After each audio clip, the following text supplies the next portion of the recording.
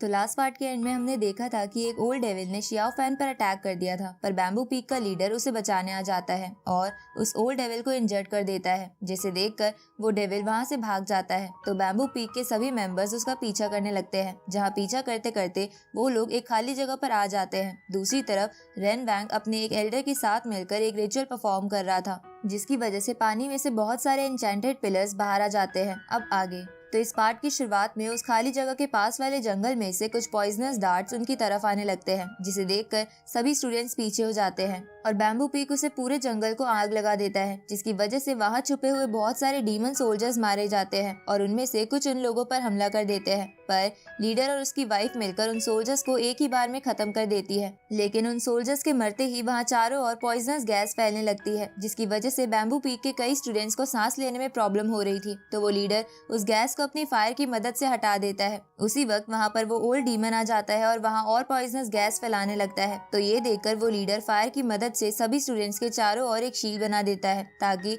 वो गैस किसी के पास ना आ सके। उसी वक्त वहाँ घोस्ट किंग सेक्ट का एल्डर और पॉइजन सेक्ट का एल्डर आ जाते हैं। साथ ही उनके साथ बियाओ की आंट और नियान भी थे। अब वो लोग उस लीडर से कहते हैं कि तुम लोग यहाँ आ तो गए हो, पर तुम यहाँ से बच के वापस नहीं जा पाओगे। ये सुनकर लीडर उनसे बोलता है कि वो तो देखा जाएगा कि कौन यहाँ से बचकर जा पाएगा और कौन नहीं। इसके बाद वो सब आपस में लड़ने लग जाते हैं, जहाँ शियाओ फैन एक एक कर डीमन सोल्जर्स को मार रहा था। तभी बियाओ की आंट उस पर अटैक करती है और उसे अपनी स्पिरिट वेब से पकड़कर धीरे से कहती है कि तुम यहाँ से भाग जाओ, पर शियाओ फैन इसके लिए नहीं मानता। तभी वहाँ जिन्यू आकर शियाओ फैन को उस आंट से आजाद करवा देता है। साथ ही वहाँ पर रोजी, जोई और ड्रैगन पीक के स्टूडेंट्स भी आ गए थे। इसके बाद वो सब एक दूसरे की मदद करने लगते हैं। इधर शियाओ फैन और जिन्यू मिलकर उस आंट से लड़ रहे थे, जहाँ लड़ते हुए जिन्यू अपनी ड्रैगन स्वॉर्ड से आंट पर हमला करता है। तो उस ड्रैगन स्वॉर्ड को देखकर उस आंट को कोई याद आता है, जिसकी वो स्वॉर्ड थी। इसलिए वो आंट जिन्यू से पूछती है कि तुम्हारे पास ये स्वॉर्ड कैसे आई, पर जिन्यू उनकी बात का जवाब नहीं देता और उन पर फिर से अटैक करने लगता है। पर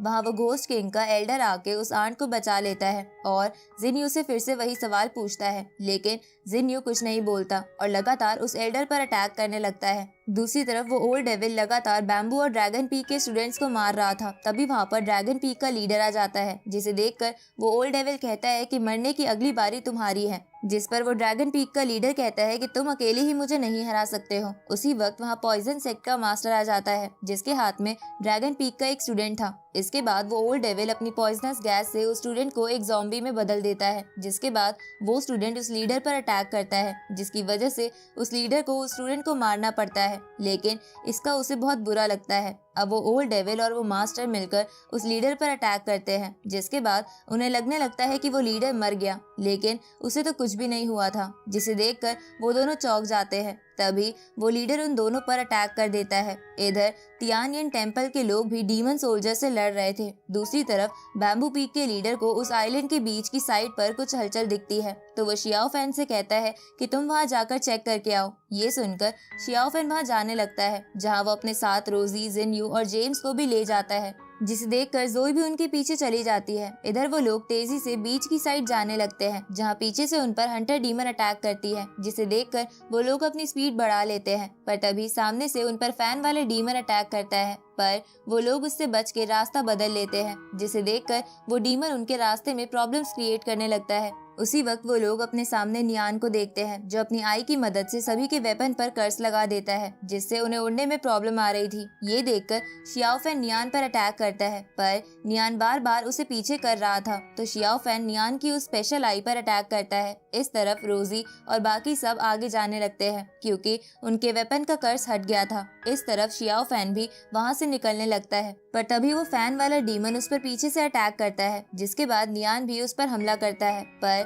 तभी वहाँ रोजी वापस आ जाती है और उसे बचा लेती है, जिसके बाद वो दोनों नियान को डिस्ट्रैक्ट करके वहाँ से निकल जाते हैं। जहाँ जाते समय शियाओ फैन जान बचाने के लिए रोजी को थैंक्स बोलता है, तो रोजी उसे कहती है कि तुमने भी पहले मुझे उस स्नेक से बचाया था, इसलिए तुम्हें थैंक्स बोलने की जरूरत नहीं है। इस तरफ वो घोस्ट किंग सेक्ट का एल्डर बैम्बू पीक के एल्डर से लड़ रहा था। तभी उसे नियान आकर बताता है कि बैम्बू और ड्रैगन पीक के स्टूडेंट्स बीच की साइड गए हैं। ये सुनकर वो एल्डर घबरा जाता है और बैम्बू पीक के लीडर को पीछे करके अपने सभी साथियों को लेकर बीच की साइड जाने लगता है। तो ये देखकर बैम्बू और ड्रैगन पीक के सभी मेंबर्स भी उनका पीछा करते हैं। इधर वो लोग बीच पर पहुंच जाते हैं, जहां रेन वैंग उन्हें वहां देखकर वहां से वापस जाने को बोलता है, पर वो लोग नहीं मानते तो रेन वैंग उन सबको उनके वेपन से नीचे गिरा देता है। अब शियाओ फैन वहाँ रेन वैंग और पिलर्स को देखकर समझ जाता है कि रेन वैंग यहाँ कुछ तो कर रहा है, इसलिए वो उसे कहता है कि मुझे पहले से पता था कि तुम जैसे लोग कभी अच्छा नहीं सोच सकते हो। ये सुनकर रेन वैंग कहता है कि इन पिलर्स की मदद से मैं एक बीस्ट को यहाँ बुला रहा हूँ और आज मैं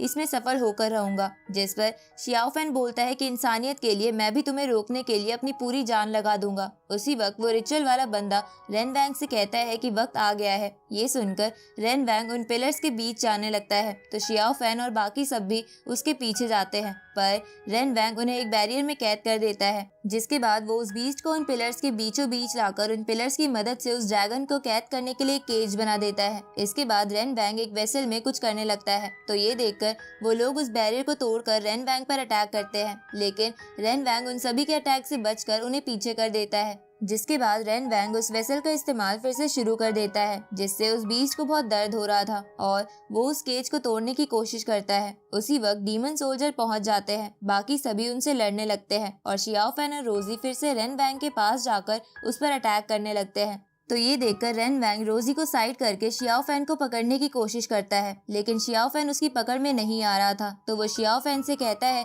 कि लगता है तुम अपने वेपन को इस्तेमाल करने में मास्टर बन गए हो। तो शियाओ फैन उससे कहता है कि मैं तुम्हें मारने के लिए कुछ भी कर सकता हूँ। ये सुनकर रेन वैंग हंसते हुए बोलता है कि तुम्हें मेरी ताकत का अंदाजा भी नहीं है। मैं अपनी 90% पावर उन पिलर्स को रोके रखने में इस्तेमाल कर रहा हूँ और सिर्फ 10% पावर से भी तुम्हें बराबर की टक्कर दे रहा हूँ। इसलिए तुम यहाँ से चले जाओ, क्योंकि अगर वो बीस्ट आजाद हो गया तो यहाँ सबको खत्म कर देगा, जिसके जिम्मेदार सिर्फ तुम होगे। अब रेन वैंग अपनी 10% पावर से शियाओ फैन को पीछे कर देता है। इसके बाद रेन वैंग उस डीमन को चेन से बांधते हुए बोलता है कि अगर मुझे डीमंस को ताकतवर बनाने के लिए कुछ भी करना पड़े तो मैं करूंगा। तभी वहाँ जोई आ जाती है और ये सब देखकर उन पिलर्स में से एक को रिबन से नीचे गिराने लगती है। दूसरी तरफ रोजी रेन वैंग को रोकने की कोशिश करती है, पर वो घोस्ट किंग सेट का एल्डर बीच में आकर रोजी और बाकी सबसे लड़ने लगता है। तभी जोई वो पिलर्स नीचे गिरा देती है, जिसकी वजह से वो बीच वो केज तोड़ने लगता है। और इसी के साथ ये पार्ट यहीं खत्म होता है।